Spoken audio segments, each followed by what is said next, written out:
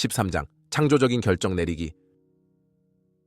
킴, 에고를 극복하는 것은 기계적인 과정이 아니라 좀 더 창조적이거나 의식적인 과정이라는 말씀이신가요? 예수, 맞습니다. 내가 말했듯이 에고에는 항상 두 가지 상반된 경향이 있습니다. 어떤 영적인 가르침에는 항상 두 가지 극단적인 반응이 있습니다. 이 경우 한 가지 극단적인 반응은 다음과 같이 정확하고 기계적인 공식을 원하는 것입니다. 내가 적용할 수 있는 수학 공식을 보여줘서 내가 일정한 단계를 밟으면 에고를 극복할 수 있도록 보장해 주세요. 이러한 현상은 역사를 통해 확인할 수 있습니다. 주류 그리스도교는 이러한 사고방식에 의해 점령당했습니다. 사람들은 유일한 참된 그리스도교 교회에 소속되어 일련의 외적인 규칙과 교리를 따르면 육체를 떠날 때 내가 나타나서 그들을 구원할 것이라고 믿습니다. 어떤 사람들에게는 평생을 좋은 그리스도교인이 되기 위해 노력해 왔는데 육신을 떠난 후 자신이 하늘에 들어갈 자격이 없고 다시 태어나야 한다는 사실을 알게 되면 매우 갑작스러운 깨어남을 겪게 됩니다. 그러므로 오늘날 세상에는 그리스도교에 대해 매우 분노하는 사람들이 많이 있습니다. 물론 그들의 분노는 그들이 자신에 대한 책임을 지지 않았음을 보여줍니다. 가톨릭 교회가 그들을 탄압하기 전에 많은 종교가 사람들에게 의식을 정화하고 고양시키기 위해 일련의 입문 과정을 거치는 입문의 여정을 제공했다는 것을 알 수 있습니다. 이것은 유효한 접근 방식이지만 실제로 의식이 높아진다고 보장할 수는 없습니다. 예를 들어 에고를 극복하지 않고도 33단계의 마스터 메이슨이 되는 것은 완전히 가능합니다.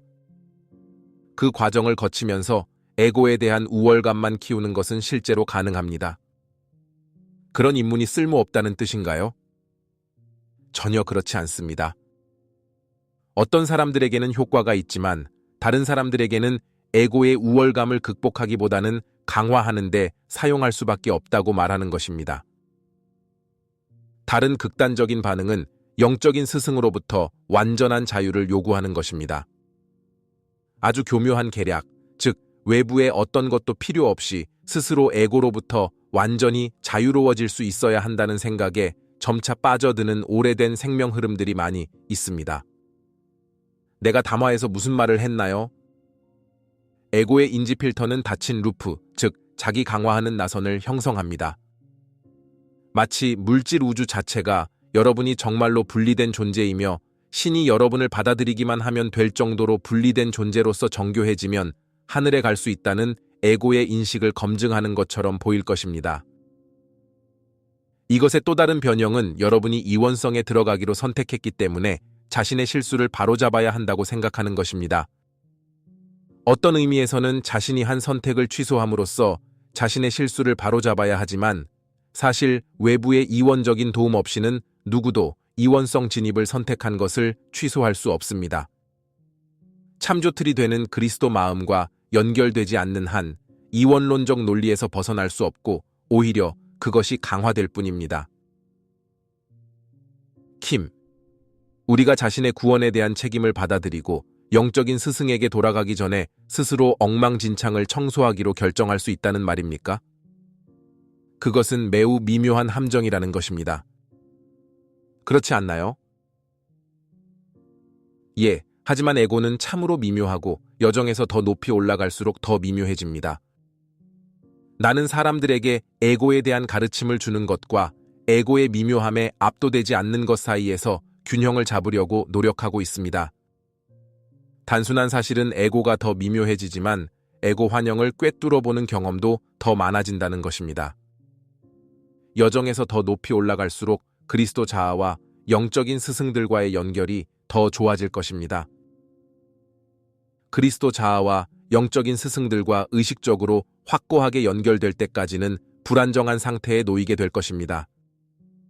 영적인 가르침, 심지어 에고에 관해 이야기하는 가르침을 발견하고 한동안 그것을 따르면서 실제로 진전을 이룬 사람들이 많이 있습니다. 그러다가 에고가 그들을 막다른 길로 데려가는 지점에 도달합니다. 이 막다른 길 중 하나는 영적인 스승이 필요 없고 스스로 해결할 수 있다는 믿음입니다. 인도에서는 히말라야의 동굴에 들어가서 수년 동안 자신의 생각에만 몰두하다가 깨달음을 얻는다는 개념도 있습니다. 스승이 가르쳐주지 않는다면 이원성 의식에서 벗어날 수 없고, 참조트를 줄 수 있는 스승이 없다면 이원성 의식에서 벗어날 수 없다는 것은 또 다른 모순처럼 보입니다. 앞서 말했듯이 어두운 동굴에서 자랐다면 동굴 밖에 무언가가 있다는 것을 어떻게 알 수 있을까요? 빛을 보게 되면 어둠에 대한 대안이 있다는 것을 알게 될 것입니다. 나는 이것이 많은 초보 학생이 오해하는 점이라고 생각합니다. 그들은 영적인 구루가 자신을 위해 무언가를 해줄 수 있어야 한다고 생각하며, 심지어 자신은 스스로 해낼 수 없다고 생각합니다. 물론 그래서 10억 명이 넘는 그리스도교인들이 외부의 구원자가 필요하다고 믿습니다. 여정에서 에고는 항상 여러분을 두 극단 중 하나로 끌어들이려고 할 것이며, 오직 그리스도 마음만이 두 극단과 저울의 중간을 넘어설 수 있다는 것을 인식해야 하는 시점이 옵니다. 앞서 말했듯이 구루는 여러분을 위해 아무것도 할 수 없지만, 구루는 에고의 인지 필터 밖에서 여러분에게 참조트를 제공할 수 있습니다. 이를 통해 의식하는 자아는 특정한 에고 패턴이 단지 에고 패턴일 뿐이며 실제가 아니고 나 자신이 아니라는 것을 알 수 있습니다. 이는 더 이상 이 필터를 통해 삶을 경험하고 싶지 않다는 의식적이고 창의적인 결정을 내릴 수 있는 토대가 됩니다. 여러분의 여정에는 두 가지 극단을 식별하기 시작해야 하는 시점이 있는데, 이것이 바로 내가 흑백 논리 사고방식에 대한 담화에서 이야기한 것입니다.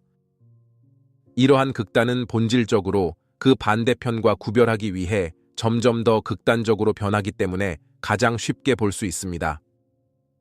영적인 구도자들이 어떤 문제에 관해서는 두 가지 양극화된 관점이 존재하며 두 관점 모두 에고의 영향을 받는다는 것을 식별하기 시작하는 것은 어렵지 않습니다. 다음 단계는 두 극단을 저울이나 선 위에 올려놓고 바깥쪽 지점을 형성할 수 있다는 것을 인식하는 것입니다. 그렇다고 해서 선의 중간 지점이 이원성 의식의 영향을 받지 않는다는 의미는 아닙니다. 선의 모든 점은 이원성에서 비롯되며 이것을 보지 못하기 때문에 더 성숙한 영적인 구도자들이 모호한 사고방식에 갇히게 됩니다. 이원성에서 벗어나는 유일한 방법은 저울을 완전히 넘어서는 것, 선의 어느 지점에서도 찾을 수 없는 무언가를 향해 도달하는 것임을 인식해야 합니다. 그 무언가가 바로 그리스도 의식입니다.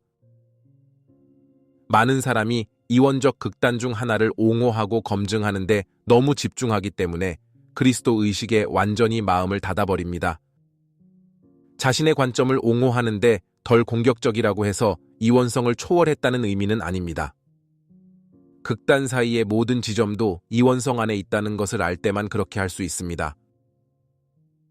먼저 극단을 식별한 다음 타협점을 식별하는 방법을 스스로 배울 수 있습니다.